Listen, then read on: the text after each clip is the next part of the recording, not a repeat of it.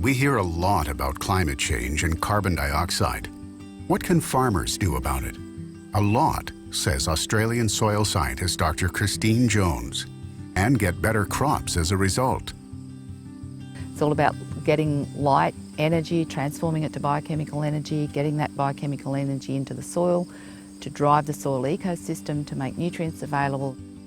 Well, the reason that carbon is important is because all living things contain carbon.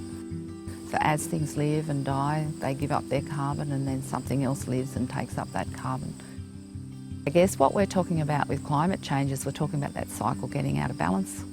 So for thousands of years it's been in balance, the atmosphere and the plants and the soil and all the living creatures. But in modern times, people have dug up and burned fossil fuels and exposed soil for farming.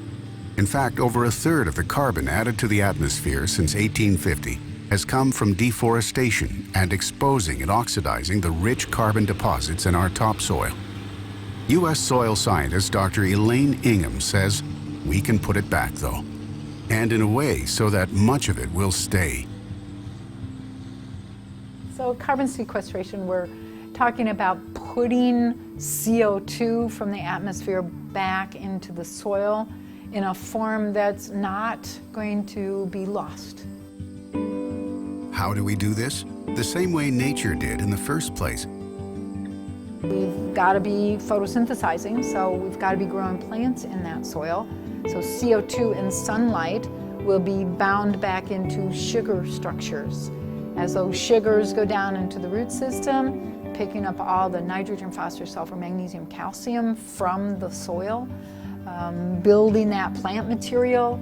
The plants are putting exudates out into the soil, cakes and cookies out into the soil, and the bacteria and fungi utilize that material and build the organic matter back in the soil once again. Those sugar water exudates are the key.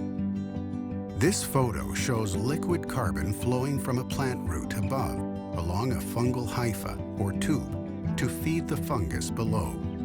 In exchange for that carbon, soil microbes, including fungi, bring water or micronutrients to the roots, causing the plant to release more carbon. In order to build that soil carbon, you have to be looking after the microbial or supporting the microbial communities in the soil that join all the little carbon atoms together to form humus polymers.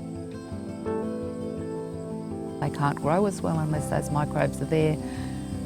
They won't have as many trace elements in them if those microbes aren't there, and when the plants don't have those trace elements in them, they become vulnerable to insect attack and fungal attack, pathogens of all kinds. Finally, we're now seeing the light as it is and realise that we are light farmers and that what we need to do is to harvest as much sunlight energy as possible by having as much green leaf as possible, therefore as much of the year as possible. Because photosynthesis drives the whole system, soil should always be covered with plants, either crop plants or cover crops. Farmers here in the United States started experimenting with 2-way covers and then 5-way covers and then 10-way covers, and now they're sort of aiming for 20-way covers. In other words, 20 different varieties of plants in a cover crop, and realising that the more diverse they make the cover crop, the faster they can build soil and the more less reliant they are on any chemicals at all. Farmers are finding that building soil biodiversity builds plant health.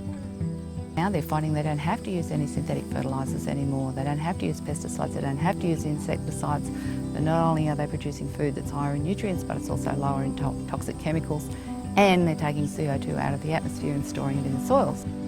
We also want resilience in our fields. Carbon builds a good, clumpy soil structure, holding on to rainwater. And the other thing is how quickly, when the rain does absorb, how quickly does it evaporate? So when it gets into the soil, we want it to stay there. So we want to have aggregates in the soil. Aggregates are little lumps, like pea-shaped lumps in the soil, that have a much higher moisture content on the inside of the aggregate than on the outside. And we see the greatest increases in carbon sequestration through what I call the liquid carbon pathway, when it's being fixed in green leaves, translocated through the plants, exuded by roots into microbial communities in the soil and forming aggregates and leading to the process of humification, which is the holy grail for soil, to have an increase in humus in the soil. So our job, as Dr. Ingham says, is to farm so we are working with nature. So don't till. Could we have a list of those farmers that are no-till or zero-till and really let people know that they're the ones doing the work? And, as Dr. Jones says, this kind of farming is a win for everyone. But if we can take more of the carbon that's in the atmosphere and store it in our soil, then our soils and our food production systems are going to be more resilient. But we could produce the same yield with much higher quality, with much lower cost, and building soil at the same time. I think the fundamental shift in thinking that we have to make is that farming is about harvesting light. Through the process of photosynthesis, we're going to change light energy to biochemical energy, and then that biochemical energy becomes our plants, our animals, through the carbon compounds that are made by that process. We are fundamentally light farmers, and when we make that realisation, then the sky's the limit.